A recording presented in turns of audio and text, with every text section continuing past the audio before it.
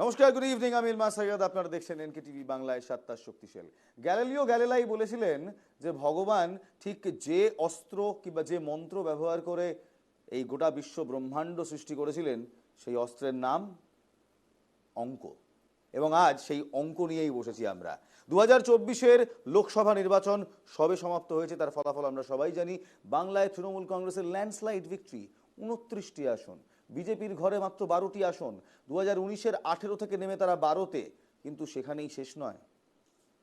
এই মুহূর্তে দাঁড়িয়ে থেকে, এই মুহূর্তে যদি আমরা দেখি 2024-এর নিরিখে বিধানসভায় কে কটা আসনে আগিয়ে, সেদিকে চোখ রাখবো। একই সঙ্গে চোখ রাখবো কলকাতা শহর, কলকাতায় কোন বিধানসভায় কার পাল্লা ভারী, এবং 144টি যে ওয়ার্ড রয়েছে কলকাতা শহরে, সেই 144টি ওয়ার্ডে কোন ওয়ার্ডে কে এগিয়ে, কোন ওয়ার্ডে কে পিছিয়ে। বিশ্বাস করুন, এর আগে কোনো নিউজ চ্যানেল এই পরিসংখ্যান নিয়ে এত তাড়াতাড়ি ভোটের ফলাফল বেরোবার এত তাড়াতাড়ি এই পরিসংখ্যান সামনে আনেনি। আনতে পেরেছে এনকে টিভি বাংলা। আজ তাই নিয়েই আলোচনা করব, কিন্তু সবার আগে যেটা দেখে নেব সুকান্ত মজুমদারের একটি বক্তব্য, যে বক্তব্য জল্পনা উস্কে দিচ্ছে। বলছেন একটু নাড়ানাড়ি করলেই, একটু ঠেলা মারলেই 100টি বিধানসভা আসন তারা পাবেন 2026-এ। Take a look. ভোট আমরা পেয়েছি, পার্সেন্টেজের বিচারে প্রায় 1% ভোট আমাদের বেড়েছে।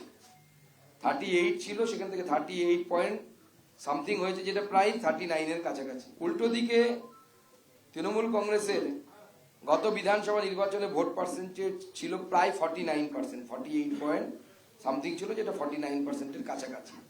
সেটা বর্তমানে 46%-এ পরিণত হয়েছে। এখনো আমরা 100খানা বিধানসভায় লিড পেয়েছি এই 24-এর লোকসভা নির্বাচনের নিরিখে। অতএব আমার মনে হচ্ছে যে 26-এর যে লক্ষ্যমাত্রা আমরা রেখেছি, অর্থাৎ একটু ধাক্কা মারলেই আমরা 100 থেকে আর কয়েকটি সিট যদি বাড়াতে পারি, তাহলে পরে সেটা আমাদের এখানে সরকার গঠন করা সম্ভব হবে বলে আমার বিশ্বাস। আমার মনে হয় যে এই ফলাফল মানুষের যে মতামত তার পুরো প্রতিফলন নয়। কেন্দ্রীয় বাহিনী সক্রিয় থাকার কারণে ভোটের দিন হয়তো হিংসায় প্রাণহানি হয়নি। ভারতীয় জনতা পার্টি 100টি বিধানসভায় লিড করেছে, আমরা এগিয়ে আছি। আমার মনে হয় 26-এর লক্ষ্যমাত্রা অসম্ভব কিছু নয়। হাওয়া ঘুরবে, হাওয়া পরিবর্তন হবে, এবং 26-এ আমরা এই 100টা থেকে আর কিছুটা সিট বাড়াতে পারলে পরে আমরা সংখ্যাগরিষ্ঠতার দিকে পৌঁছে যাব এবং ভারতীয় জনতা পার্টির সরকার তৈরি হতে পারে। তবে এই তথ্য মানতে নারাজ যে তৃণমূলের কুণাল ঘোষ কি বলছেন দেখুন। বাস্তব হচ্ছে বিজেপি কমে যাচ্ছে, বিজেপি পড়ে যাচ্ছে।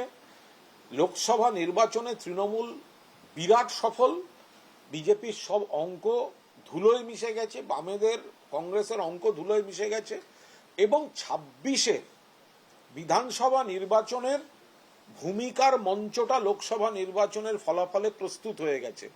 এরপর আবার বিধানসভা নির্বাচন পর্যন্ত তৃণমূলের পক্ষে, মমতা বন্দ্যোপাধ্যায়ের পক্ষে বাংলায় ভোটের সুইংটা আরো বাড়বে, অর্থাৎ তৃণমূলের আসন এবং পার্সেন্টেজ অফ ভোট আরো বাড়বে এবং বাড়বে। বিধানসভায় শক্তি বেড়েছে বলছেন সুকান্ত মজুমদার, এবং কুণাল ঘোষ বলছেন না না, শক্তি একেবারেই বাড়েনি, তৃণমূল কংগ্রেসেরই শক্তি বেড়েছে। তবে ওই যে বললাম, গ্যালিলিও গ্যালিলাইয়ের কথা ধরে অঙ্ক কখনো মিথ্যে কথা বলে না। অঙ্ক কি বলছে এক নজরে দেখব। বাংলার চড়াই উতরাই 2024-এর লোকসভা নির্বাচনের নিরিখে যদি আমরা এই মুহূর্তে বিধানসভায় কে কতটা এগিয়ে দেখব, তৃণমূল কংগ্রেস 2024-এ এই মুহূর্তে 192টি বিধানসভায় এগিয়ে রয়েছে। 2021-এ ছিল 216, ব্যবধান -24, 24টি আসনে পড়ে গেছে। বিজেপি 100 নয় 90টি আসনে তারা এগিয়ে রয়েছে। 77 থেকে 90, প্রায় 13টি আসন বৃদ্ধি হয়েছে। কংগ্রেস যারা শূন্য ছিল, এই মুহূর্তে দাঁড়িয়ে তারা 11টি আসনে এগিয়ে রয়েছে, এবং বামফ্রন্ট 1টি আসনে এগিয়ে রয়েছে। আজ এই নিয়েই কথা বলবো। আসুন আমাদের সঙ্গে যারা রয়েছেন স্টুডিওতে তাদের সঙ্গে আলাপ করে নিই। আমাদের সঙ্গে এই মুহূর্তে রয়েছেন পার্থবাবু, রয়েছেন পার্থপ্রতিম রায় তৃণমূল কংগ্রেসের পক্ষ থেকে, রয়েছেন স্নেহায়ন সরকার ভারতীয় জনতা পার্টির পক্ষ থেকে, রয়েছেন সপ্তর্ষি দেব সিপিআইএম এর পক্ষ থেকে, এবং রজত শুভ্র মুখোটি আমাদের এক্সিকিউটিভ এডিটর ইনপুট, তিনিও রয়েছেন তার ইনপুটস নিয়ে। আমি রজতদা আপনাকে দিয়ে শুরু করি। অঙ্ক কখনো মিথ্যে কথা বলে না। যে অঙ্ক আমরা দেখছি এবং যে বিবৃতি আমরা কুণাল ঘোষের মুখে শুনলাম, যে বিবৃতি আমরা সুকান্ত মজুমদারের মুখে শুনলাম, অঙ্ক তো অন্য কথা বলছে না। এই ভোটটা লোকসভার ভোট, এ ব্যাপারে কোনো সন্দেহ নেই, কিন্তু এই এবং লোকসভা ভোটে মানুষ দুহাত উপর করে তৃণমূল কংগ্রেসকে ভোট দিয়েছে, এটা মানতেও কোনো অসুবিধে নেই। কিন্তু বিজেপিকে যে একদম ভোট দেয়নি সেটাও কিন্তু ফলাফল থেকেও স্পষ্ট। যদিও বিজেপি গত লোকসভা ভোটের তুলনায় অনেকটাই আসন কম পেয়েছে, কিন্তু পয়েন্ট হলো যে কোনো ভোট, যে কোনো রাজনৈতিক দল যেদিন ভোট শেষ হয় সেদিন তারা ভোটের ফলাফল নিয়ে আলোচনা করতে বসে এবং তার থেকে লুফলস খুঁজে পাওয়ার চেষ্টা করে এবং সেটাকে অ্যাড্রেস করার চেষ্টা করে। এবং তৃণমূল আগে সিপিএম করতো, পরে এখন তৃণমূল খুব ক্যাটাগরিক্যালি করে এবং বিজেপি তো করেই করে, সব দলই বলছে, আমরা শোনালাম ভাই। আমার যেটা ইন্টারেস্টিং আলোচনাটাকে এগিয়ে নিয়ে যাওয়ার জন্য মনে হচ্ছে ইলমাজ, যে তুমি যেটা দিয়ে শুরু করলে যে কলকাতা শহর তো আমরা পরে আসছি, রাজ্যে কিন্তু এই মুহূর্তে দাঁড়িয়ে বিজেপি 12টা আসনে জয়লাভ করেছে ঠিকই, কিন্তু লোকসভা সেগমেন্টে দেখা যাচ্ছে যে 90টা আসনে বিজেপির লিড আছে। অর্থাৎ বিজেপি কিন্তু এই মুহূর্তে রাজ্যে তৃণমূলের একটা শক্ত প্রতিপক্ষ। লোকসভা ভোটে তাদের 1/3 আসন কমে গেছে, এই ব্যাপারে কোনো সন্দেহ নেই, কিন্তু শক্ত প্রতিপক্ষ। তারা যদি সেটাকে প্রপারলি, তারা সেটাকে যদি ভালো করে আরও প্র্যাকটিস করতে পারে, আরও যদি তারা তাদের শান দিতে পারে, তাহলে কিন্তু তারা ফর্মিডেবল, আরও তাদের ডেভেলপমেন্ট হতে পারে। আমি আবার পার্থপ্রতিম বাবুর কাছে যাবো। পার্থপ্রতিম রায় তৃণমূল কংগ্রেসের প্রতিনিধিত্ব করছেন। পার্থবাবু, কোথাও কি মনে হচ্ছে পার্থ চট্টোপাধ্যায়ের গ্রেফতারি এবং এই যে দুর্নীতি ইস্যু, একাধিক আপনাদের নেতামন্ত্রীদের গ্রেফতারি প্রভাব ফেলেছে, ভোট বাক্সে প্রভাব ফেলেছে? প্রায় 24টি আসনে আপনারা পিছিয়ে পড়েছেন এই মুহূর্তে দাঁড়িয়ে থেকে। আমি অঙ্কটা একটু অন্যভাবে বলবো। 2019-এর লোকসভার প্রেক্ষিত যদি দেখি, বিজেপি 140টার মতো আসনে এগিয়েছিল। তারপর তারা বিধানসভায় সিট পেয়েছে 77। রাইট। তৃণমূল কংগ্রেস 164 কি 68 বিধানসভায় 2019-এর নিরিখে এগিয়েছিল, সেই জায়গায় 211টি সিট পেয়েছে, 216টি সিট পেয়েছে। রাইট। এই মুহূর্তে 124 হবে বিজেপিরটা, 121 বিজেপি 121 কি 24 এই ধরনের কিছু হবে। কিন্তু 2024-এর লোকসভা নির্বাচন, 2019 লোকসভা নির্বাচনের প্রেক্ষিত রাজ্যের ভোটের প্রেক্ষিত আলাদা। সেই জায়গায় দাঁড়িয়ে তৃণমূল কংগ্রেস যে রেজাল্ট করেছে সেটা অভাবনীয়। আমি দায়িত্ব নিয়ে বলতে পারি যে পরপর 3বার মমতা বন্দ্যোপাধ্যায়ের নেতৃত্বের তৃণমূল কংগ্রেস বাংলায় ক্ষমতায় এসেছে। 2026-এ আরো বেশি ম্যান্ডেট নিয়ে, আরো বেশি আসন নিয়ে আসবে। পার্থবাবু, আবার ওই যে আপনাকে অঙ্কের কথা বলছিলাম, আমি যদি এই মুহূর্তে বিধানসভা আসন বেহালা পশ্চিম এবং বেহালা পূর্বর দিকে দেখি, 2019-এর, আমি একেবারে দুটো লোকসভাই না হয় সামনে রাখলাম, 2019 এবং 2024। 2019-এ তৃণমূল এগিয়েছিল 16,165টি ভোটে, 2024-এ গিয়ে কিন্তু সেটা 15,196টি ভোটে হয়েছে, অর্থাৎ ব্যবধান কমেছে। এবং একই অবস্থা বেহালা পূর্বেও, 15,858 ভোট থেকে আপনারা 15,226 ভোট, কম হলেও ব্যবধান কিন্তু কমেছে। কলকাতা দক্ষিণের দুটো বিধানসভার কথা বলছি, বেহালা পশ্চিম এবং বেহালা পূর্ব, ব্যবধানটা অনেকটাই কমেছে। না, ব্যবধান কমলে আমি আপনাকে পার্থ চট্টোপাধ্যায়ের জায়গা লোকসভা নির্বাচনের প্রেক্ষিতে 2019-ও আমরা দেখিয়েছি, আমাদের প্রায় হাফ ডজন মন্ত্রী তাদের বিধানসভায় তারা পিছিয়ে ছিল, কিন্তু লোকসভার প্রেক্ষিতে কিন্তু বিধানসভায় গিয়ে তারা কিন্তু ভালো ফলাফল করেছে। এমন কিছু বিধানসভা ছিল যেখানে 80,000, 70,000, 45,000 ভোটে আমরা পিছিয়ে ছিলাম। সেই সমস্ত বিধানসভা তো আমরা রিকভার করে 21-এ কিন্তু আমরা সেই জায়গায়। আমার তোমাকে একটা খুব স্পেসিফিক প্রশ্ন আছে। তুমি উত্তরবঙ্গের লোক, কোচবিহারের লোক, কোচবিহারে নিশীথ প্রামাণিক এবার হেরেছে। 7খানা বিধানসভা আছে, 7খানা বিধানসভার মধ্যে তৃণমূল কংগ্রেসের লিড 4টেতে, বিজেপির লিড 3টেতে। আমি কি বা তোমার পাশের জেলা আছে আলিপুরদুয়ারের 7টা কনস্টিটিউয়েন্সি বিধানসভা, তার মধ্যে 6টায় বিজেপির লিড, একটায় শুধুমাত্র তৃণমূলের লিড। আমি বলছি দুটো জেলা যদি আমি পাশাপাশি ধরি, 7টা আসন, পাশের জেলার 7টা আসন, 14টা আসন, 14টা আসনের মধ্যে 9টায় বিজেপির লিড আছে আর 5টায় তৃণমূলের লিড আছে। এটা কি 2026-এর ভোটে এটা বিজেপিকে নর্থ বেঙ্গলে তো ফ্যাক্টর রয়েছে বলে সেখানে বিজেপি 6টা সিট পেয়েছে, কিন্তু এটাও ঘটনা। আপনি 2019-এর প্রেক্ষিতে যদি দেখেন তাহলে সেখানে কিন্তু ব্যবধান অনেকটা কমেছে। আজকে আলিপুরদুয়ার, জলপাইগুড়ি চা বাগিচায় যে বিজেপির শক্ত সংগঠন ছিল সেখানে ভেঙে খান হয়ে গিয়েছে। আমরা মূলত আলিপুরদুয়ার বিধানসভাটা এতটা পিছিয়েছিলাম যে আমরা সেটা কাভার করতে পারিনি, কিন্তু একদম চা বলে, এমনকি মাদারিহাট, এমনকি মনস্টিজ্ঞা যে বুথে তিনি ভোটার, সেই বুথেও তৃণমূল কংগ্রেস লিড করেছে। তাহলে এই পয়েন্টটা আমি বলতে চাইছি পার্থদা। না, আমি আসবো, কিন্তু আমি একবার স্নেহায়নের- জায়গাগুলোতে আমরা কিন্তু ডেভেলপ করেছি। এবং আপনাদের জানিয়ে রাখি যে কোচবিহারে আমরা বিধানসভায় 2টো সিটে জিতেছি, পরে একটা বাই ইলেকশনে বেশ, জিতেছি। যদি স্নেহায়নের কাছে আছি, আমি যদি পার্থদার পয়েন্টটাই ধরি যে হ্যাঁ, এই ফিগার এক কথা বলে, 2019-এর ফিগার যদি আমরা দেখি এবং 2021-এর রেজাল্ট যদি আমরা দেখি, একটা বিস্তর অসঙ্গতি রয়েছে। সুকান্ত মজুমদার বলছেন 100-র কাছাকাছিতে এগিয়ে রয়েছি, 90-100 আমাদের ফিগার্স বলছে 90, 100-র কাছাকাছিতে এগিয়ে থাকা মানেই কি 2026-এ গিয়ে তোমরা অ্যাডভান্টেজ পাবে? এক, এবং দ্বিতীয়, তোমরা যখন এই কথাটা বলছো তখন এই কুচবিহারের মতো জেলা যেখানে তোমাদের শক্ত ঘাঁটি ছিল, নিশীথ প্রামাণিক হেরে যাওয়ার পর আজকেও একটি পঞ্চায়েত তৃণমূল কংগ্রেসের দখলে গেছে। না, বিষয়টা হচ্ছে আমরা কেন এই কথাটা কনফিডেন্টলি বলছি, তার কারণ হচ্ছে গিয়ে যে কারণে আমাদের, দেখুন, আমাদের কিন্তু ভোট পার্সেন্টেজ কিন্তু কমেনি 21-এর থেকে, আমাদের ভোট পার্সেন্টেজ কিন্তু বরং বেড়েছে, প্রাপ্ত ভোটও আমাদের বেড়েছে। আমরা কেন বলছি তৃণমূলের ভোট পার্সেন্টেজ বরং কমেছে, এবং কমেছে সেটা কোন ইস্যুতে কমেছে তাদের দুর্নীতির ইস্যুতে কমেছে। ওভারঅল ভোট পার্সেন্টেজ বলছো? না, তৃণমূলের 21-এর থেকে ভোট পার্সেন্টেজ কিন্তু 24-এ কমেছে। সেই কমেছে কিন্তু দুর্নীতির ইস্যুতে, কমেছে কিন্তু নারী নির্যাতনের ইস্যুতে। এবং সব থেকে বড় বিষয় হচ্ছে গিয়ে এটার ইন্ডিকেটারটা কি? ইন্ডিকেটারটা হচ্ছে যত পৌরসভাগুলো আছে, যত কর্পোরেশন আছে, সেখানে তৃণমূলের ধস নেমেছে। ওপরের থেকে ধূপগুড়ি শুরু করো, ঝাড়গ্রাম শুরু করো, আসানসোল শুরু করো, দুর্গাপুর শুরু করো, বসিরহাট শুরু করো, বা আমাদের এখানে এসে বড় বিধাননগর, আমরা এখনো সবকটা পৌরসভার এখনো হিসেব পাইনি। যে কটা হিসেব পাওয়া যাচ্ছে সেখানে তৃণমূলের কার্যত নেতা মন্ত্রীরা নিজেদের ওয়ার্ডে হেরেছে। ঝাড়গ্রামের যিনি জয়ী প্রার্থী কালীপদ সোরেন নিজের বুথে হেরেছে। বিষয়টা হচ্ছে 21-এর এই 24-এর এই ফলাফল আমরা এখনো বলছি যে পার্সেন্টেজ আমরা ভোট পেয়েছি, যে ভোট আমরা পেয়েছি, তাতে এই রেজাল্ট হওয়ার কথা না। কিছু ভয় ডর এবং সিপেমুলের যে সেটিং, সেই সেটিং তত্ত্বে ইন্ডি জোটকে বেশি সিট দিতে হবে, সেই তথ্যে শুধুমাত্র ভোট কাটাকাটির অঙ্কে আজকে এই তোমরা যে স্বপ্নটা দেখছো, আমি তোমাকে তোমাদের দলের একজনের, শীর্ষ নেতৃত্বের একজনের একটি বক্তব্য শোনাতে চাই। তিনি বলছেন ইনফাইটিং, তিনি এর আগেও একাধিকবার মিডিয়ার সামনে এসে মুখ খুলেছেন, তিনি তার কেন্দ্রে হেরে যাওয়ার পর তিনি বলছেন গত 3 বছরে বিজেপির কোনো রকম সাংগঠনিক বৃদ্ধি হয়নি বাংলায়। আমি কথা বলছি দিলীপ ঘোষের।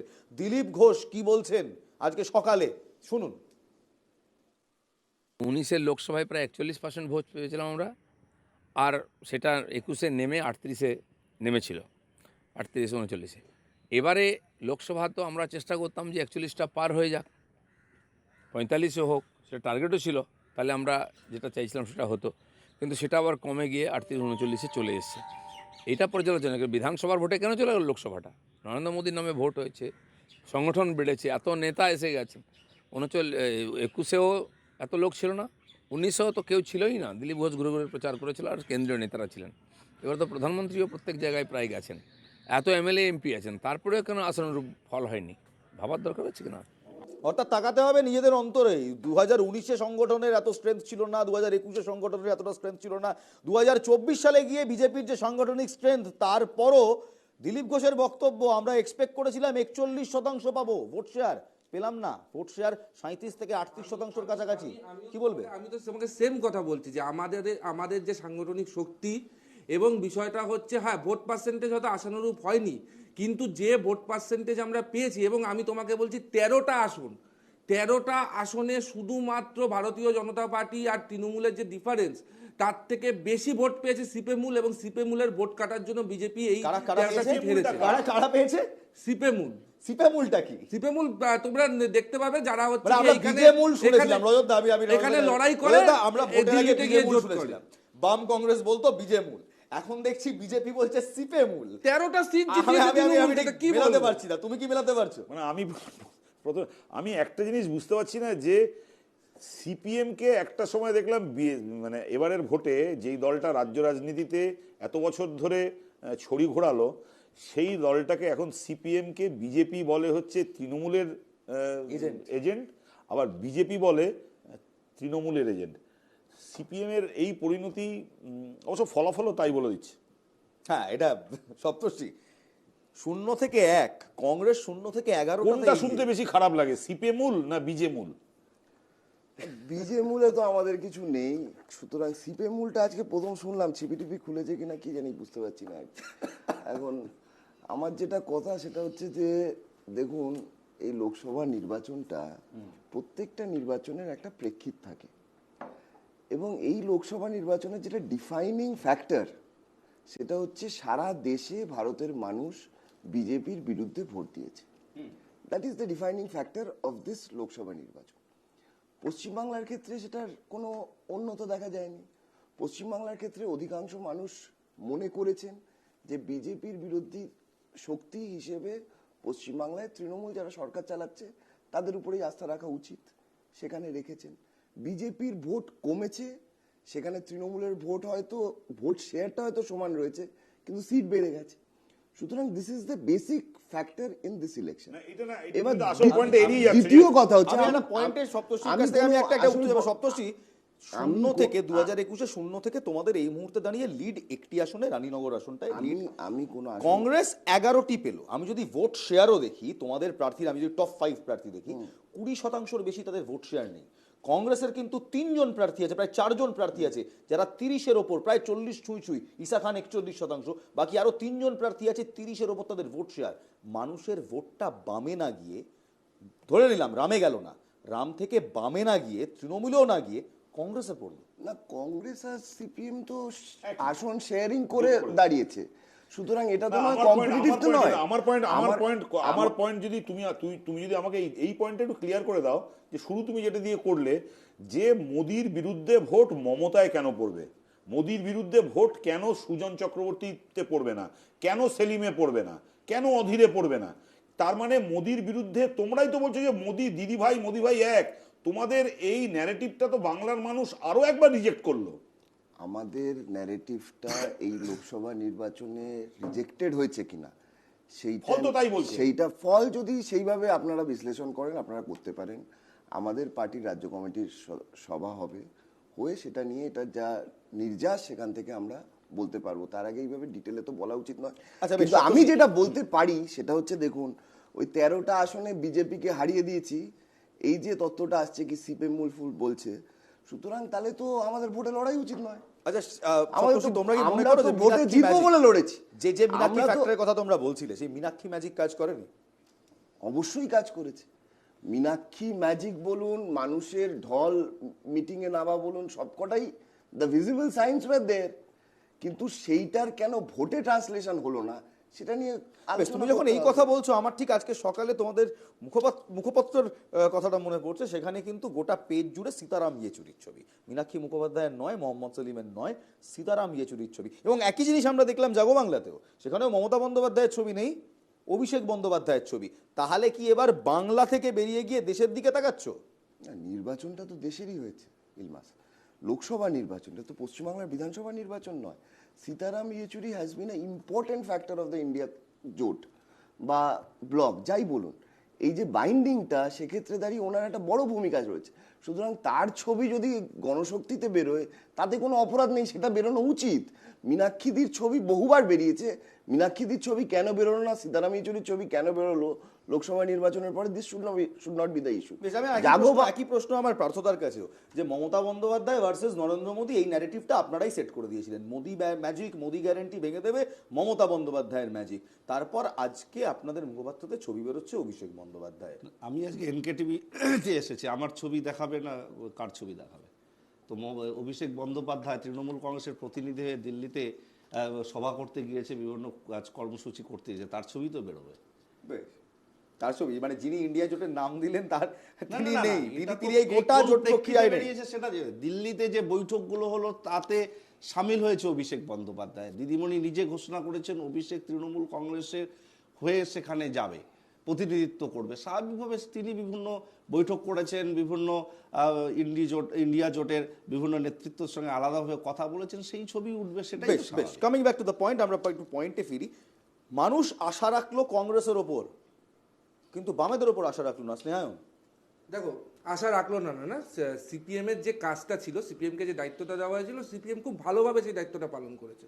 বিষয়টা আমি তোমাকে বলি যে বিজেপি পেয়েছে 241টা সিট, ঠিক আছে, আর গোটা ইন্ডি জোট কত পেয়েছে? 231 বা 32 সামথিং পেয়েছে। এবার ধরুন আমি যে 13টা সিটের কথা বলছি, এই 13টা সিটে যদি ধরুন 13টার মধ্যে 10টা সিট, যদি 10টা সিট বিজেপির ঘরে আসতো কি হতো? বিজেপি আজকে 250 ঘরে চলে যেত, আর ইন্ডিজোট কোথায় চলে আসতো? 220 নেমে চলে আসতো। ক্ষতিটা কাদের হতো? আলটিমেটলি ইন্ডিজোটে। ইন্ডিজোটের শরিক কারা? ইন্ডিজোটের শরিক তৃণমূলও, ইন্ডিজোটের শরিক সিপিএমও। তাই ওই যে পার্টনার বৈঠকে ঠিক হয়েছিল যে একের বিরুদ্ধে একে প্রার্থী দেবো, সেখান থেকে সরে আসলো কেন? যে যেখানে আমার একের বিরুদ্ধে একে প্রার্থী দিয়ে লাভ নেই, যেখানে আমার বিরোধী ভোটকে ডিভাইড করা যাবে, সেখানে আলাদা আলাদা লড়ো, এবং যেখানে একসাথে লড়া যাবে, যেরকম দিল্লিতে একসাথে লড়েছে, বাংলায় আলাদা লড়ে বিজেপিকে হারানো গেছে। আলটিমেটলি দুজনেরই লক্ষ্য ছিল বিজেপিকে হারানো, তাই দুজনে ওই একই লক্ষ্যে লড়েছে।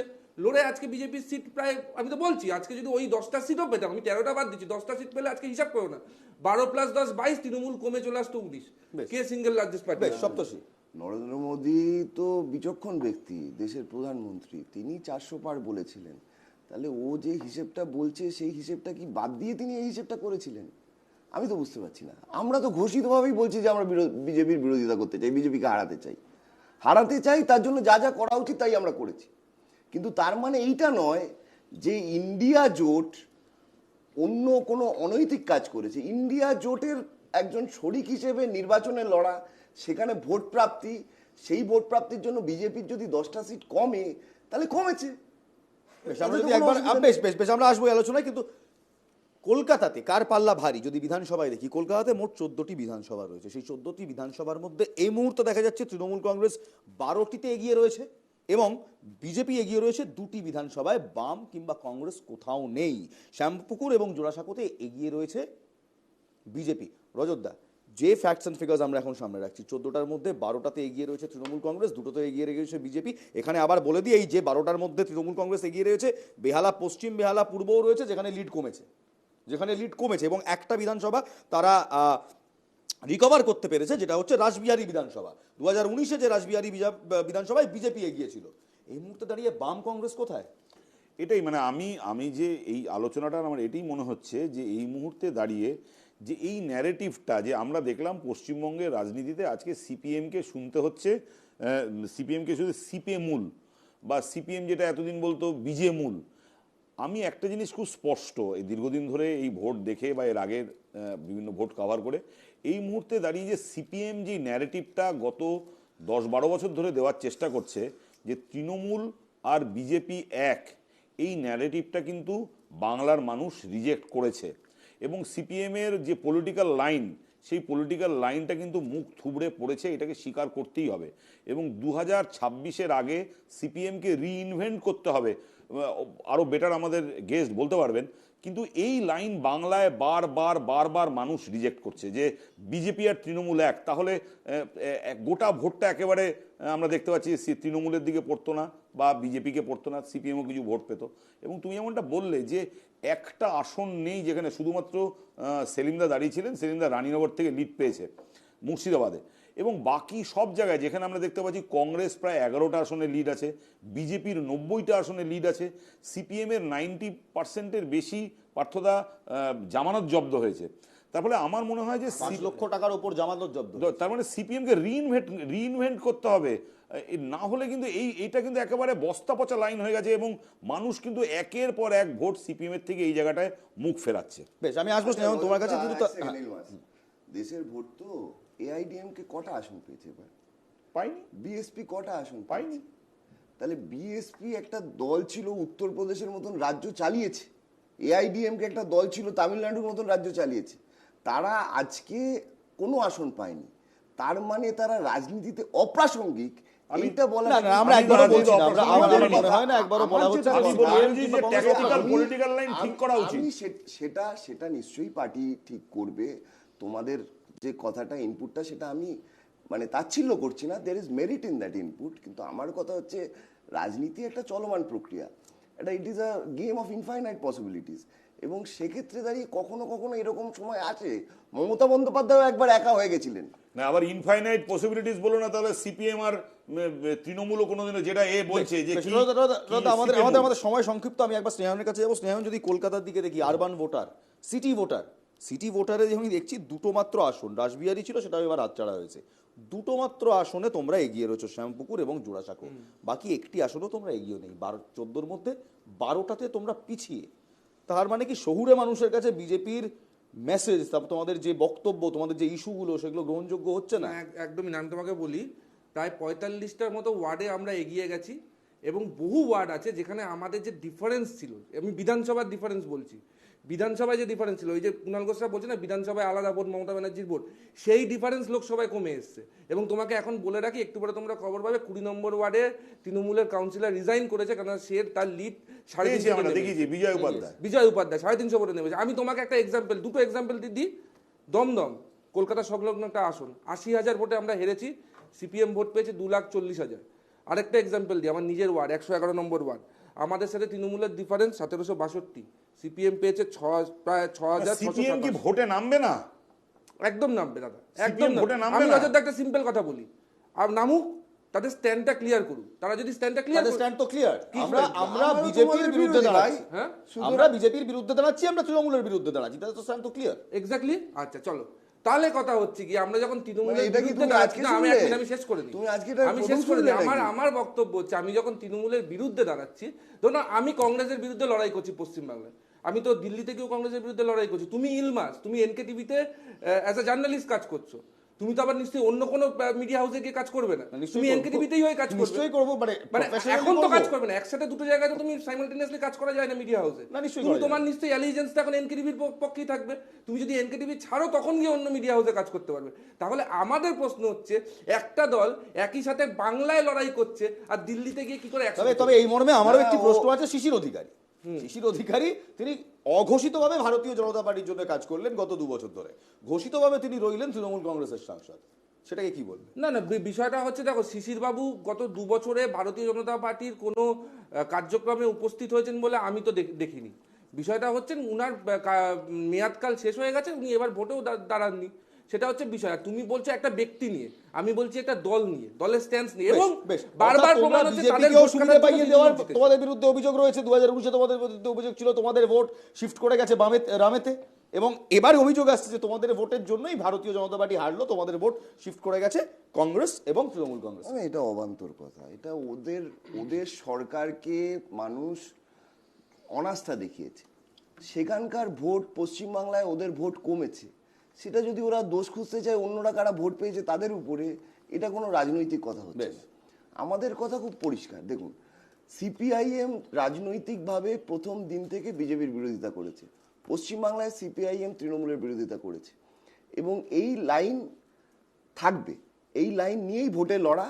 এবং বিজেপির বিরোধিতার ক্ষেত্রে দাঁড়িয়ে ইন্ডিয়া জোট, যে জোটে তৃণমূলের যাওয়া আসা লেগে রয়েছে, এসছেন গেছেন, পশ্চিমবাংলায় নেই, দিল্লিতে আছি, তৃণমূল কংগ্রেস বলেছেন, ডে 1 থেকে ইন্ডিয়া জোটের ফালক্রাম হচ্ছে সিপিআইএম, সিপিআইএম ছিল।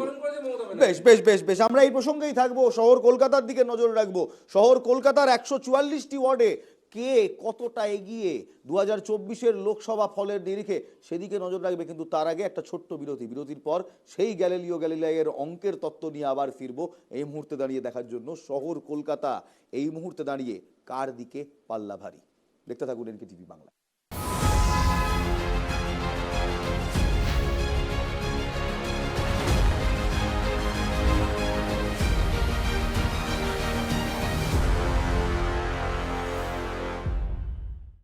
ফিরে এলাম বিরতির পর। আর বিরতিতে যাওয়ার আগে আমরা বলেছিলাম যে আমরা চোখ রাখবো কলকাতার 144টি ওয়ার্ডে, অর্থাৎ কলকাতা পুরসভার 144টি ওয়ার্ডে কে কোথায় দাঁড়িয়ে রয়েছে। লাস্ট পুরো ভোটে আমরা দেখেছিলাম 134টি আসন পেয়েছিল তৃণমূল কংগ্রেস, 3টি আসন পেয়েছিল বিজেপি, কংগ্রেস পেয়েছিল 2টি আসন, এবং বামফ্রন্টের কাছে ছিল 2টি আসনটা 2021 সালের কথা বলছি। 2024 সালে এই মুহূর্তে দাঁড়িয়ে যদি 2024-এর লোকসভা নিরিখে আমরা ওয়ার্ড ভিত্তিক লিড দেখি, তৃণমূল কংগ্রেস মাত্র 96টি আসনে এগিয়ে রয়েছেন, অর্থাৎ 38টি আসনে তাদের লিড কমেছে। বিজেপি 3টি আসনে এগিয়ে ছিল 2021-এ, 2024-এ 46টি আসনে এগিয়ে রয়েছে, 43টি আসনে তারা তাদের লিড বাড়িয়ে নিতে পেরেছে। কংগ্রেস 0 থেকে উত্থান 2 থেকেও তাদের অবনতি 0-তে, তারা -2-তে রয়েছে, এবং বামফ্রন্ট 2টি আসনে এগিয়ে ছিল, দুটোই যাদবপুরে, এখনো পর্যন্ত 2টো আসনে এগিয়ে রয়েছে, এবং সেই 2টিও যাদবপুরে। তিনজন ওয়ার্ড তিনজন তিনটি ওয়ার্ডে নির্দল প্রার্থী হিসেবে জয়ী হয়েছিলেন। 43 নম্বর ওয়ার্ড, 135 নম্বর ওয়ার্ড এবং 141 নম্বর ওয়ার্ড। এখানে যদি আমরা আরেকটু খুঁটিয়ে দেখি, উত্তর কলকাতা মোট ওয়ার্ডের সংখ্যা 60, সেখানে তৃণমূল কংগ্রেস এগিয়ে রয়েছে 36টি ওয়ার্ডে, বিজেপি এগিয়ে রয়েছে 24টি ওয়ার্ডে, সিপিআইএম শূন্যে। আমি পার্থদার কাছ থেকে জানতে চাইবো, পার্থদা, কলকাতায় এমনটাও নয় কিন্তু যে the fight is not neck two নেক, লড়াইটা কিন্তু একেবারে টায় টায়। আমি একটা অনুরোধ করব আপনাদেরকে, আপনারা আর একটা স্ট্যাটিস্টিক দেখাবেন 2019-এর প্রেক্ষিতে সেখানে কি রেজাল্ট ছিল, আর তারপরে যখন নির্বাচন হলো সেই রেজাল্ট কি আছে। আমি আপনার কথা এই মানছি, তুল্যমূল্য আমি আপনার যদি কথা বিচার মানছি। করা যায় তাহলে পৌরসভার প্রেক্ষিতে লোকসভার ভোটিং কি হয়, এই জায়গাটা ভেরি ইম্পর্টেন্ট। আমি একটা ছোট্ট উদাহরণ, আমি মফস্বল একটি শহর থেকে আসা লোক, কোচবিহার থেকে। কোচবিহারে 20টা ওয়ার্ডে 2019-এও বিজেপি 20টাতে লিড করেছিল, 2024-এও 20টা লিড করেছিল। হোয়ারাস 2022-এর পৌরসভা নির্বাচনে বিজেপি একটিও সিট পায়নি। এখানে স্নেহায়ন তোমার কাছে যে এবং প্রশ্নটা রাখবো, আরো একটা ছোট্ট ইনপুট আছে আমার। কোচবিহার শহরে 2টি ওয়ার্ডে সিপিএম এর কাউন্সিলর, সেখানে তারা 2000-2500 করে ভোট পায়, আবার লোকসভা নির্বাচনে তারা মাত্র ভোট পায় 64-64। বেশ, আমি স্নেহায়ন তোমার কাছে যে প্রশ্নটা রাখবো যে 2019 কিংবা পার্থদা যে কথাটা বলছে 2019 কিংবা 2021-এর ফল যদি আমরা মাথায় রাখি, লোকসভা এবং তার পরিমাণে যদি আমরা তার সমসাময়িকভাবে আমরা যদি বিধানসভা কিংবা পুরো ভোট নির্ধারণ করতে যাই, আমরা দেখব দুবারই কিন্তু বিপর্যয় হয়েছে। 2019-এ তোমরা যে ফল করেছিলে, তারপর 2021-এ তোমরা যে ফল করলে পুরসভায়, এবং 2019-এ তোমরা যে ফল করেছিলে, তারপর 2021-এ তোমরা বিধানসভায় যে ফল করলে, তার মধ্যে কিন্তু বিস্তর ফারাক রয়েছে। অর্থাৎ এই নিরিখে পার্থদা মানতে চাইছেন না তোমরা এগিয়ে রয়েছো, কিংবা এর কোনো প্রভাব পড়বে আগামী দিনে 2026-এ? না, আমি তোমাকে একটা জিনিস রেক্টিফাই করে দিই যে সিপিএম এর যে দুটো ওয়ার্ডের লিড আছে, একটা যাদবপুর বিধানসভা, একটা টালিগঞ্জ বিধানসভায়। আর দ্বিতীয় কথা হচ্ছে গিয়ে, আমি যেটা উনি পার্সপেক্টিভটা বলেন সেই পার্সপেক্টিভটা ধরে নিয়ে বলি, আমি 21-এর ভোটের সাথে কম্প্যারিজন করতে পারি তো, যে 21-এর ভোটে কলকাতা পৌরসভা অঞ্চলে বিজেপির কি অবস্থা ছিল এবং 2024-এ কি অবস্থা। আমি দুটো বিধানসভার কম্প্যারিজন নিই। একটা হচ্ছে কি টালিগঞ্জ বিধানসভা। টালিগঞ্জ বিধানসভায় তোমরা জানো হচ্ছে গিয়ে যে 2021-এ আমরা 50,080 ভোটে হেরেছিলাম। এইবার সেই ডিফারেন্সটা কমে, মানে আমরা ওয়ার্ড জিতিনি কিন্তু ডিফারেন্সটা কমে হয়ে গেছে 20,000। এবং যাদবপুর বিধানসভা, যেখানে আমরা 21-এও 3 নম্বর পজিশনে ছিলাম, এবার সেটা আমরা 2 নম্বরে চলে এসেছি। আমাদের সাথে তৃণমূলের ডিফারেন্স মাত্র 17,000, এবং আমরা ভোটও বাড়িয়ে 60,000-এর মতো করে ফেলেছি।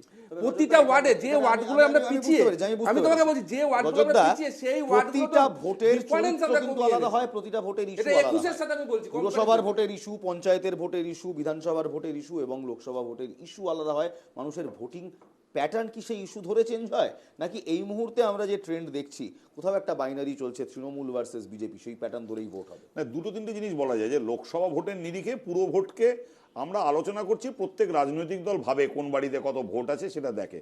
কিন্তু যেমন পার্থদা বলল যে কোচবিহারের মফস্বলের কোচবিহার শহরের প্যাটার্ন চেঞ্জ হয়ে যায়, মানুষ ওই লোকাল ইস্যুতে ভোট দেয়।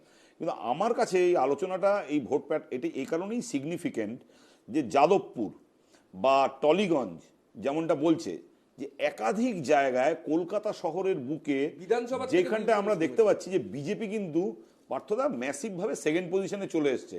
আজকে দাঁড়িয়ে যাদবপুরের মতো জায়গায়, যাদবপুর টালিগঞ্জ সব জায়গায়, সোনারপুর উত্তর, সোনারপুর দক্ষিণ, বারুইপুর পূর্ব, বারুইপুর পশ্চিম, মানে আমি বলতে চাইছি যে যেটা রিহ্যাবিলিটেশন মুভমেন্টের সব থেকে বড় জায়গা ছিল যাদবপুর বা টালিগঞ্জ, সেইখানেও আমরা দেখতে পাচ্ছি লেফট একেবারে পেছন দিকে চলে গেছে। আমার কাছে দাঁড়িয়ে মনে হচ্ছে যে আরও একটা নির্বাচন, যেটা আমি বারবার বলছি, আরও একটা নির্বাচন বাংলার মানুষ কিন্তু মোটামুটি ধরে নিয়েছে। তাদের ভিসিনিটির মধ্যে দুটো দল, এখনো দুটো দলই আছে, তৃণমূল অ্যান্ড বিজেপি। এবং ইলমাস যে প্রশ্নটা করছে যে এই যে গোটা কলকাতা শহরের বুকে দাঁড়িয়ে যে কটা ওয়ার্ড আমরা দেখতে পাচ্ছি, 103-এ তোমার সিপিএম এর লিড আছে, 98-এ মনে হয় মধুচ্ছন্দার লিড আছে, 98 হচ্ছে ইয়ে ছিল আগে, ওই সিপিআই মৃত্যুঞ্জয় লিড আছে। কিন্তু একটা জিনিস কিন্তু বোঝা যাচ্ছে যে এটা ঠিক ট্রেন্ড কিন্তু তুমি বুঝতেই পারো। আমি যদি এই মুহূর্তে দেখি উত্তর কলকাতা, কলকাতা দক্ষিণ, যাদবপুর এবং ডায়মন্ড হারবার যদি দেখি, আমি দেখবো উত্তর কলকাতায় বিজেপি এবং সিপিএম এর মধ্যে, বিজেপি এবং তৃণমূল কংগ্রেসের মধ্যে ফাইট। 36টি এবং 24টি ওয়ার্ডে দখল রয়েছে সিপিএম, মাফ করবে, তৃণমূল এবং বিজেপির, সিপিএম শূন্য। কলকাতা দক্ষিণে 59টি ওয়ার্ডের মধ্যে 39টি ওয়ার্ড তৃণমূল কংগ্রেসের হাতে, বিজেপির কাছে 20টি ওয়ার্ড, সিপিএম 0। যাদবপুরে আসলে 19টি ওয়ার্ড, যাদবপুরে 19টি ওয়ার্ডের মধ্যে এই মুহূর্তে তৃণমূল কংগ্রেস 15টিতে এগিয়ে, বিজেপি 2টিতে এগিয়ে, সিপিএম 2টিতে এগিয়ে, এবং সিপিএম এর কিন্তু এই 2টি ওয়ার্ডই, আর ওয়ার্ড নেই। এটাই আমার ডায়মন্ড interesting। হারবার, আবার ডায়মন্ড হারবার মোট 6টি ওয়ার্ড, 6টিতেই তৃণমূল কংগ্রেস এগিয়ে, বিজেপি। না, আমি আরেকটা point just add অর্থাৎ তাহলে কি, 1 মিনিট নেওয়া, আমি সময় দেবো, উত্তর কলকাতা দক্ষিণ কলকাতায় সিপিএম এর উপর ভরসা রাখতে পারছে না মানুষ? সপ্তর্ষি, না না, এটা এইভাবে ভাবাটা উচিত নয়। দেখুন, লোকসভা নির্বাচন আর মিউনিসিপ্যালিটি কর্পোরেশন নির্বাচন দুটো আঙ্গিকে আমরা যদি লোকসভা দেখি, একটা- দক্ষিণ কলকাতা তো আমাদের যে প্রার্থী দক্ষিণ সায়রা- কলকাতা বামফ্রন্টের সময়ই ছিল বামফ্রন্টের না। দুর্বল জায়গা ছিল। উত্তর কলকাতায় তোমাদের সমর্থনে যে প্রার্থী দাঁড়ালেন, শোনেন, তিনিও আমি- 3 আমি নম্বর। বলছি, বামফ্রন্ট 34 বছর ছিল, যে 34 বছর বামফ্রন্টের সরকার চলেছে, সেই 34 বছরও কলকাতার বিধানসভা আসনগুলো যাদবপুর তো বেশিরভাগ পেতে। সময় বামফ্রন্টের ভোট কম থাকে। বেশ, যাদবপুর তো পেতে, যাদবপুর পেতাম। যাদবপুরে তোমরা এটা 3 আমাদের নম্বরে নেমে এলে। এটা আমাদের একটা ইম্পর্টেন্ট টেক অ্যাওয়ে এই Mass পুরো- rejection। পুরো ইলেকশন প্রসেসে, যে আমাদের যে উদ্বাস্তু অঞ্চলগুলো, শুধু যাদবপুর নয়, বেলঘড়িয়া, দমদম, যেখানে যে রিহ্যাবিলিটেশনের কথা, রিহ্যাবিলিটেশন মুভমেন্টের কথা বলছেন, কান্তি গাঙ্গুলিদের উদ্বাস্তু আন্দোলনের যে জায়গাগুলো, সেই জায়গাকার যে আমাদের স্ট্রং সাপোর্ট বেস ছিল, সেটার যে ইরোশন, এটা আমাদের একটা ইম্পর্টেন্ট বিষয়, যেটাকে আমাদেরকে অ্যাড্রেস করতে হবে গোয়িং ফরওয়ার্ড। এটা আমার স্বীকার করতে কোনো অসুবিধা নেই। কিন্তু হ্যাভিং সেড দ্যাট, এইটা বুঝতে হবে যে লোকসভা নির্বাচনের ভোটটা দেশের আঙ্গিকে হচ্ছে, আর কর্পোরেশনের ভোট সেটা সেই ওয়ার্ডের বাস্তবতার ভিত্তিতে হচ্ছে। আর এত সময় কর্পোরেশনের ওয়ার্ডের নির্বাচনের রেজাল্ট নিয়ে ব্যয় করার কোনো মানে নেই, কারণ সেখানে বেশিরভাগ জায়গাতেই ভোট হয় না। যেরকম কলকাতা কর্পোরেশনের কথা বলছো ইলমাস, ঠিক একইভাবে কলকাতার উত্তরে বিধাননগর মিউনিসিপ্যাল কর্পোরেশনের প্রথম 5টা ওয়ার্ড, 1 থেকে 5, রাজারহাট নিউটাউন বিধানসভার মধ্যে যে 5টা ওয়ার্ড রয়েছে, তার ভোটের সংখ্যাগুলো বার করো না, একটাতেও 92 থেকে নিচে, 92% থেকে নিচে তৃণমূল ভোট পায়নি। ওখানে ভোট হয় নাকি মিউনিসিপ্যাল কর্পোরেশন? সুতরাং ওই পরিসংখ্যান নিয়ে যদি আমরা বসি, তাহলে পার্থপ্রতিম বাবু তো লজ্জা পেয়ে যাবেন। তার থেকে তো লোকসভা নির্বাচনে কত কম ভোট পেয়েছে তারা, তো তাহলে সেটা তাদের জিজ্ঞেস করতে হবে তাদের এমএলএ কে, বেশ, যে কেন বেশ, কেন বেশ, হয়েছে। বেশ, পার্থবাবু, আপনারা এই পরিসংখ্যান মানছেন না, আপনারা বলছেন না এই যে পরিসংখ্যান দেখেছি এটা দিয়ে মানছে না, মানছে, পার্থদা মানছে, কিন্তু পার্থদা মানছেন? মানছি, কিন্তু আমার বক্তব্য হলো যে দেশের প্রেক্ষিতে যে ভোট, তার একটা যে পার্সপেক্টিভ আর বিধানসভার পার্সপেক্টিভ ডিফারেন্স হয়। সেই কিন্তু আপনাদের দল মানছে, কিন্তু আমরা একাধিক এমএমআইসি দের মেয়র পরিষদের সঙ্গে কথা বলেছিলাম, পর্যালোচনা কিন্তু আপনাদের দলের মধ্যেও চলছে। কোন ওয়ার্ডে দেবাশিস কুমার কি বলছেন আমাদের শুনবো। তো টার্গেট কোন ওয়ার্ড কেন পরাজিত হলো, কেন ভোটে পিছিয়ে আছে, তার চুলচেরা বিশ্লেষণ হবে। এটা নতুন কিছু নয়, এটা 2019 সালে ওরা এগিয়ে ছিল, 2021-এ ওরা পিছিয়ে গেছে, আমার ওয়ার্ডে 2021-এর বিধানসভায় পিছিয়েছে, 2021-এর পুরসভায় পিছিয়েছে, 2022-এর উপনির্বাচনে পিছিয়েছে, আবার 2024-এ ওরা জিতেছে, 2026-এ পিছিয়ে যাবে। দুটো ভোট দু রকমের, এটা তো আলো জল নির্বাচন নয়, তাই স্বাভাবিক ওইটার সঙ্গে এটা যারা কম্পেয়ার করছেন, আমার মনে হয় তারা ঠিক কাজ করছেন না। তারা রাজনৈতিকভাবে মানে বিভিন্ন নির্বাচনের যে বিশেষ ক্ষেত্র পার্সপেক্টিভটাই সাংবাদিকরা বুঝতে পারছেন না। আমি অনুরোধ করব সাংবাদিকদের যে বিধানসভা নির্বাচন, লোকসভা নির্বাচন এবং পুরসভা নির্বাচনের প্রেক্ষাপট পরিপ্রেক্ষিত দুটি বোঝা উচিত। দেবাশিস কুমার 85 নম্বর ওয়ার্ড, সেখানে তৃণমূল এখনো পর্যন্ত মানে লাস্ট নির্বাচনে 802টি ভোটে পিছিয়ে রয়েছে। এবার আমরা শুনবো অসীম বিশ্বাস, মাফ করবেন অসীম বসু মেয়র পরিষদ, তিনি কি বলছেন শুনুন। কোনো কারণে আমরা দেখেছি 2019-এর থেকে এবছর যে লোকসভা নির্বাচন হয়েছে, তাতে কিছুটা হলেও আমরা বোঝাতে পেরেছি, সেটার ফলে দেখতে পাচ্ছি, কিন্তু অনেকটাই আমরা পিছিয়ে। কিন্তু আমি ভীষণভাবে কনসার্ন আমার ওয়ার্ড, এবং আমি আশাবাদী যে আগামী দিনে এটাকে আমরা ওভারকাম করে ফেলব। কোনো জায়গায় হয়তো বোঝানোর দিক থেকে একটা ঘাটতি ছিল, সেই জায়গাটাকে আমরা নিশ্চয়ই নিজেদের মধ্যে বিশ্লেষণ করে আমরা এটাকে ওয়ার্কআউট করে আগামী দিনে আপনারা দেখবেন যে এখান থেকে আমরা হাসি মুখেই উত্তীর্ণ হব। বেশ, যার বক্তব্য আপনারা শুনলেন, অসীম বসু, তিনি 70 নম্বর ওয়ার্ডের কাউন্সিলর। সেখানে তৃণমূল কংগ্রেস পিছিয়ে রয়েছে 3577টি ভোটে। এবার সন্দীপ বক্সির কি বক্তব্য শুনুন। না, এই ফলাফলটা তো আমরা কখনোই ভালো বলতে পারি না, এটা খারাপ ফলাফল। কেন এরকম হলো সেটা আমরা এখন বিবেচনা করছি। আগামী নির্বাচনে আমাদের প্রভাব পড়বে কিনা, অথবা যদি পড়ার সুযোগ চান্স থাকে সেটাই কিভাবে আমরা বন্ধ করব, কিভাবে আমরা আমাদের এই যে রেজাল্ট যেটা খারাপ হয়েছে সেটাকে ভালো করা যায়, এই সমস্ত কিছু বিষয় নিয়ে এখন পর্যালোচনা পর্যায়ে রয়েছে। সন্দীপ বক্সি, তার ওয়ার্ডে ব্যবধান হচ্ছে 1858টি ভোট। দাদা, ভোটের সংখ্যাগুলো কিন্তু খুব একটা কম নয় পার্থদা। না, নিশ্চিতভাবে আমাদের যারা বড় চেয়ারম্যান বা নেতৃত্ব ওয়ার্ডের ভিত্তিক, তারা তো বললোই যে তারা আত্মসমালোচনা করলো যে কোনো জায়গায় হয়তো অসুবিধে ছিল বা কেউ বলছে বোঝাতে পারেনি, কেউ বলছে যে খামতিগুলো রয়েছে সেগুলো পূরণ করবে। আবার আরেকজন বলেছে যে প্রেক্ষিত আলাদা বলে ভোটের এই ডিফারেন্স হয়েছে। যে কারণে হোক ডিফারেন্সটা হয়েছে, সেই ডিফারেন্সটা কেন, এর চুলচেরা বিশ্লেষণ হবে, সেই জায়গা থেকে সেটা রেকটিফাই করা হবে। কিন্তু আমি আবারও দায়িত্ব নিয়ে বলছি যে এই ভোটগুলোর প্রেক্ষিত আলাদা হয়, সেই আলাদা প্রেক্ষিতে এরকম ফের হয়। কিন্তু নিশ্চিতভাবে জেনে রাখবেন যে বিধানসভা নির্বাচনে এর বড় কোনো প্রভাব পড়বে না। বিধানসভা নির্বাচনে বড় কোনো প্রভাব পড়বে না স্নেহায়ন। তোমরা বারবার বলছো এরই প্রভাব পড়বে বিধানসভায়, তৃণমূল কংগ্রেস বলছে কোনো রকম প্রভাবই পড়বে না। তারা বলছে 2019-এর ইলেকশনের কথা এবং তারপর 2021-এর বিধানসভা এবং পুরো ইলেকশনের কথা। আমি 19-এর সাথে একটা কম্প্যারিজন দেবো, তার আগে একটা কথা বলে রাখি। এই যে রেজাল্টটা হয়েছে, এটা যে শুধুমাত্র বাইনারির জন্য হয়েছে তা কিন্তু নয়। বিকজ আমরা প্রথম যে দুটো বিধানসভা নিয়ে আলোচনা করলাম, যাদবপুর এবং টালিগঞ্জ, সে দুটো বিধানসভায় কিন্তু যাদবপুর লোকসভার মধ্যে, এবং সেখানে কিন্তু সিপিএম যথেষ্ট শক্ত প্রার্থী দিয়েছিল সৃজন ভট্টাচার্য, এবং সে কিন্তু পুরোপুরি লড়াইতে ছিল, তোমরা যতদূর দেখেছো। এবং সৃজন কিন্তু মেনলি সময়টা ব্যয় করেছে হচ্ছে গিয়ে প্রচারের যাদবপুর এবং টালিগঞ্জ বিধানসভাতে, তারপরেও কিন্তু তাদের এই হাল হয়েছে। এবং এই যে বলছে না পরিপ্রেক্ষিত, হ্যাঁ এটা ঠিক যে কর্পোরেশন ইলেকশন আর লোকসভা ইলেকশনের পরিপ্রেক্ষিত আলাদা হয়। আমি যদি 2019-এর একটা হিসাব ধরি, 100 নম্বর ওয়ার্ড মনে আছে যেখানে বিকাশ রঞ্জন ভট্টাচার্য জিতে আসতো, সেখানে ভারতীয় জনতা পার্টি 2019-এ মাত্র 2টো বুথে লিড নিয়েছিল, এবার 8টা বুথে লিড নিয়েছে। রজতদার কাছে যাবো। রজতদা, আমার একটা প্রশ্ন, একটা ট্রেন্ড খুব অদ্ভুত লাগলো। তৃণমূল কংগ্রেস তারা 29টি আসন জিতেছে লোকসভায়। তারা 29টি আসন জেতার পর যখন এই পরিসংখ্যান সামনে আসছে, আমরা দেখছি একাধিক মেয়র পরিষদ রয়েছেন এবং একাধিক নেতৃত্ববৃন্দ রয়েছে যারা নিজেদের মধ্যে পর্যালোচনা করছে। হোয়াট ওয়েন্ট রং, কোথায় কি খারাপ গেল, এটা সমালোচনা চলছে। উল্টো দিকে তুমি যদি ভারতীয় জনতা পার্টি দেখো, গত 3 দিন ধরে আমরা যেটা দেখছি, দিলীপ ঘোষ তিনি তার সুরে কথা বলছেন, সৌমিত্র খা তিনি তার সুরে কথা বলছেন। আজ সকালে অগ্নিমিত্রা পল তিনি আবার দিলীপ ঘোষকে কটাক্ষ করে বলছেন যে তিনি কেন এমন কথা বলছেন। নিজেদের মধ্যে একটা ইনফাইটিং চলছে। আমি বলছি না ইনফাইটিং তৃণমূল কংগ্রেসের মধ্যে নেই, নিশ্চয়ই আছে, বাট ওয়ে বেটার ম্যানেজড, তাই নয় কি? অনেক অনেক বেশি। আমি এই পয়েন্টটা আসার একটা জিনিস শুধু বলে দিতে চাই যে ইলমাজ, যে এই যে আমরা বলছি না যে 90টা আসনে বিজেপির লিড আছে বিধানসভায়, এই 90টা আসনকেও যদি আমরা একটু ভালোভাবে দেখি তাহলে কিন্তু উত্তরবঙ্গে 35টা মতো আসন কনসেন্ট্রেশন। এবার তুমি একেবারে চলে যাও পূর্ব মেদিনীপুরের 2টো, তার মধ্যে 14টার মধ্যে 13টা আসন।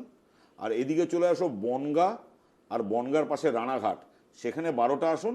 আর উত্তর দিকে কৃষ্ণনগরে কিছু আসন, মেনলি কনসেন্ট্রেশন মূলত যে দক্ষিণবঙ্গ, পুরুলিয়া, বিষ্ণুপুর, জেলার আফটার জেলা, জেলা আফটার জেলা, তোমার বর্ধমান নীল, দক্ষিণ 24 পরগনা অলমোস্ট নীল, তোমার হুগলি নীল, বীরভূম নীল, যেখানে অনুব্রত মণ্ডল নিয়ে তারা বারবার বলেছে নীল। তার ফলে বিজেপিকে কিন্তু এটাও ভাবতে হবে যে বিজেপির কিন্তু যে গোটা বাংলার ম্যাপটা আগে যেরকম ছিল, গেরুয়া শিবির যেরকম ছিল, এখন কিন্তু উত্তরটা গেরুয়া, এই দক্ষিণের একটা হঠাৎ সবুজ আছে। তার ফলে এটা কিন্তু বিজেপিকে এটাও ভাবতে হবে যে সুকান্ত মজুমদার যেটা বললেন যে 100 আসনের লিড আছে, কিন্তু সেই লিডের কনসেন্ট্রেশন ইকুয়ালি ডিস্ট্রিবিউশন নেই। আর 2 নম্বর, বিজেপিকে তো দিলীপ ঘোষের কথা শুনে মনে হচ্ছে যে দিলীপ ঘোষের পরে আর কিছু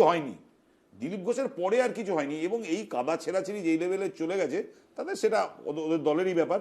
কিন্তু সুস্থ রাজনৈতিক দলের জেনারেলি এটা আমরা এখনো পর্যন্ত দেশের ম্যান্ডেট তাদের মেবি উইক, বাট দেশের ম্যান্ডেট তাদের, তারপর যেটা বাংলায় হচ্ছে তাদেরই দুর্বল করবে, তাদেরই। এখানে সপ্তর্ষির কাছে একটা প্রশ্ন না রাখলেই নয়। সপ্তর্ষি, তৃণমূল কংগ্রেস ভালো ফল করেছে, বিজেপি গতবারের তুলনায় খারাপ ফল করেছে, কিন্তু তারা বলছে ওভারঅল আমরা একটা ভালো স্ট্যান্ডিংয়ে আছি। সিপিএম এর কি মনে হয় তারা ভালো ফল করেছে? আর যদি না করে থাকে আগামী দিনে তারা এই যে বাইনারির বাইরে গিয়ে ইলেকশনের কথা বলছে সেটা আসবে কি করে? দেখুন, দুটো কথা। এক হচ্ছে যে বিজেপি ভালো ফল করেনি, ওরা যাই বলতে পারে, কিন্তু দেশের সরকার চালাচ্ছে ওরা।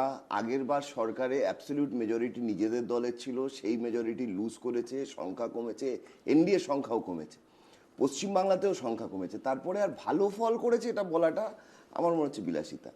সুতরাং the mandate is against BJP this election. আমাদের কথা আমরা কি করে বলবো আমরা ভালো ফল করেছি? আমরা তো ভালো ফল করিনি, কারণ আমাদের কিছু পার্সেন্টেজ ভোট, একটা মার্জিনাল পার্সেন্টেজ ভোট বেড়েছে ঠিকই, আপনারা দেখিয়েছেন একটা বিধানসভায় আমাদের লিড আছে, বাট একটা বিধানসভায় লিড রেখে সেটা তো একটা বিধানসভা নির্বাচনে যাওয়া তো যায় না। সুতরাং সেটা আছে, সেটা হয়েছে। মোহাম্মদ সেলিম দাঁড়িয়েছেন মুর্শিদাবাদে, সেটা আমরা ভেবেছিলাম যে আসনটা খুবই ভালো ফল হবে, সেই তুলনায় অতটা ভালো ফল হয়নি, কিন্তু লিড রয়েছে বলছেন, সেটা রয়েছে। কিন্তু আমাদের একটা ডিপ ইন্ট্রোস্পেকশনের দরকার রয়েছে। যে জায়গায় কোর্স কারেকশনের প্রয়োজন সেখানে কোর্স কারেকশন করতে হবে, সেটা একটা টাইম টেকিং প্রসেস। এবং আমাদের তো ওরকম ওয়ান ম্যান শো নয়। তৃণমূলের সুবিধা আছে, কন্দলগুলো ম্যানেজ করবার জন্য their professional agencies handling that, I PAC চিঠি পাঠায়, কিন্তু সেটা তো আমাদের নেই। সুতরাং আমাদের সময় আইপ্যাকের মধ্যে আমি একটা প্রতিবেদন আজকেই পড়েছি, সিপিআইএম বলছে আমাদের আইপ্যাকের মতো একটা সংগঠন হলে ভালো হয় না। এটা অফিসিয়ালি কেউ বলেন, আনঅফিসিয়ালি কেউ বলতেই পারে, কিন্তু সিপিএম যখন বলবে সেটা এই মতামতটা সিপিএম এ র্যাটিফাইড হবে, তারপরে সিপিএম। বেশ, আমি আবার প্রসঙ্গে ফিরি। আমরা অন্তর্দ্বন্দ্বের কথা বলছিলাম, যে ঠিক আছে সব না হয় ঠিকই রইল, কিন্তু সংগঠন ঠিক করার জন্য দলের ঐক্যতার আগে অন্তর্দ্বন্দ্ব কিন্তু তৃণমূলের নেই এমনটা নয়। কুণাল ঘোষের সঙ্গে আমরা কথা বলেছিলাম, দলের অন্তর্দ্বন্দ্ব নিয়ে তিনি কি বলছেন দেখুন।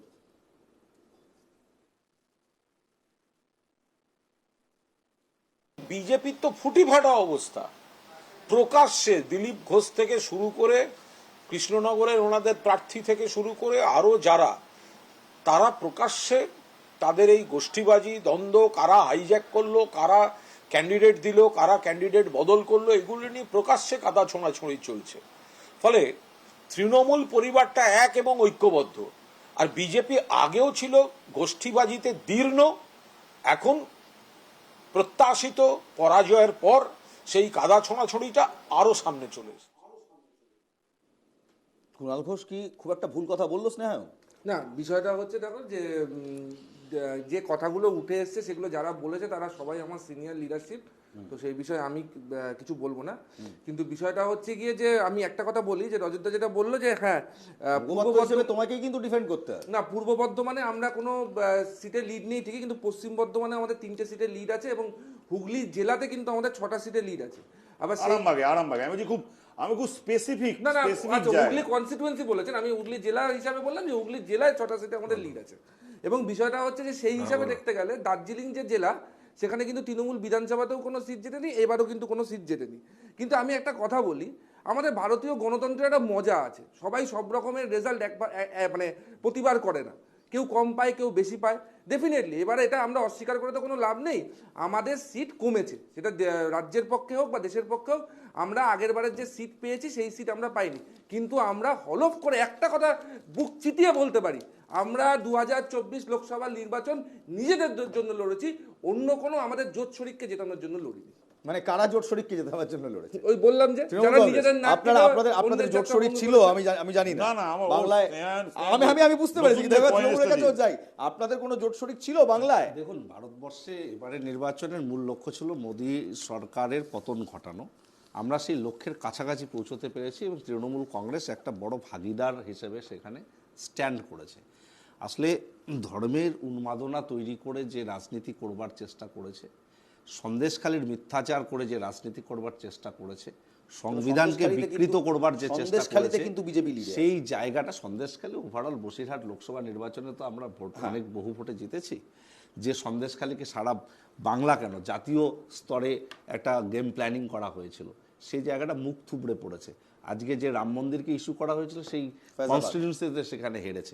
তো মানুষ গণতন্ত্রকে প্রতিষ্ঠা করতে এবার ভোট দিয়েছে, এবং এবার আমি এই এনডিএ, এখন তো এনডিএ বলছে আমি থেকে হাম এসেছে, আর বিজেপি থেকে এনডিএ এসেছে, এত কথা বলছে, মোদি গ্যারান্টি আর নেই, এখন এনডিএর গ্যারান্টি দিতে হবে। তো সেই জায়গায় দাঁড়িয়ে মানুষ, ভারতবর্ষের মানুষ কিন্তু যে ম্যান্ডেট দিয়েছে সেটা গণতন্ত্রকে বাঁচাতে পুনঃপ্রতিষ্ঠিত করে। বেশ, 2019-এর পর সপ্তর্ষি তোমাদের শুনতে হয়েছিল তোমরা রামেদের অর্থাৎ বিজেপিকে ভালো ফল করিয়ে দিলে, তাদের জন্য তোমরা ভোট নিয়ে গেলে। 2024-এর পর তোমাদের শুনতে হচ্ছে তোমরা তৃণমূলকে জেতাবার জন্য তোমরা ইলেকশন লড়লে। বিজেপি বলছে, তখন তৃণমূল বলতো, এখন বিজেপি বলছে। হ্যাঁ রদা বলো। টার্মটা খুব ইন্টারেস্টিং, সিপে মূল। না, এটা আজকে প্রথম শুনলাম, ইন্টারেস্টিং। সুতরাং সে শুনবো, কোনো অসুবিধা নেই, আমাদের শুনতে অসুবিধা নেই, কিন্তু তাতে মেরিট থাকা দরকার। দেখুন, প্রথম দিন থেকে আবার যেটা আমি রিপিট করছি, এই যে ইন্ডিয়া জোট যেটা ফর্মুলেশন হয়েছে, সেই জোটের প্রথম দিন থেকে মূল কারিগরদের মধ্যে একজন কমরেড সীতারাম ইয়েচুরি। পার্টিগুলো যারা সকলে মিলেছে, সেই পার্টিগুলোর কোরে সিপিআইএম ছিল। এটা এই জন্য ছিল কারণ ইডিওলজিক্যালি আমরা বিশ্বাস করেছিলাম এই নির্বাচনটা দেশের সংবিধান গণতন্ত্র বাঁচানোর নির্বাচন, এবং সেই ক্ষেত্রে দাঁড়িয়ে সেই ক্ষেত্রে দাঁড়িয়ে বিজেপিকে হারানোই আমাদের মূল লক্ষ্য ছিল। এবং আমরা পশ্চিমবাংলার ক্ষেত্রে দাঁড়িয়ে আমরা এটা বলেছিলাম যে বিজেপি এবং তৃণমূলকে একসাথে হারানো প্রয়োজন। পশ্চিমবাংলার মানুষ ম্যান্ডেট যেটা এসছে সেটাতে এই ন্যারেটিভটা আমাদের সাকসেসফুল হয়নি, আমাদের ন্যারেটিভ পার্শিয়ালি সাকসেসফুল। সারা দেশে এমন এমন রাজ্য আছে যেখান থেকে কোনোদিনও এর আগে বামপন্থী কোনো এমপি হয়নি, একটা দুটো এমএলএ ছিল, যে জায়গা থেকে এইবার প্রথম এমপিরা নির্বাচিত হচ্ছে। তামিলনাড়ু রয়েছে, রাজস্থান রয়েছে, কেরালাতে রেজাল্ট হয়েছে। সুতরাং একেবারে all is not lost. Lok Sabha নির্বাচন সারা দেশের মানচিত্রে নতুন নতুন হটস্পটস বামপন্থীদের তৈরি হয়েছে, সেগুলোকে বিল্ড করতে হবে। আমাদের যে জায়গায় খামতি রয়েছে সেগুলোর থেকে শিক্ষা নিয়ে নতুনভাবে লড়াই তৈরি করতে হবে। একেবারেই। অর্থাৎ আজ আমাদের সমস্ত অতিথিরা যারা এসেছিলেন তাদের সবাইকে ধন্যবাদ। এবার এখানে একটাই প্রশ্ন রাখে, অঙ্ক কিন্তু যে কোনো সময় পাল্টে যেতে পারে, রাজনীতির অঙ্ক অ্যাটলিস্ট তাই বলে। গ্যালিলিও যতই বলুক যে অঙ্ক কোথাও কনস্ট্যান্ট থাকে, রাজনীতির অঙ্ক কিন্তু কখনোই কনস্ট্যান্ট থাকে না। আমরা আবারও বলছি, 2024-এর নিরিখে যে প্রজেকশন আমরা দেখাচ্ছি সেটা এই মুহূর্তে কে কত আসনে এগিয়ে আছে তার একটা প্রজেকশন। এটা কখনোই 2026-এর প্রত্যাশিত ফলাফল নয়। কোনো রকমের প্রত্যাশা এখান থেকে এক্সপেক্ট করবেন না। রাজনীতির পথে চললে এই অঙ্ক কখন পাল্টে যাবে আপনি ধরতেও পারবেন না। জয় হিন্দ।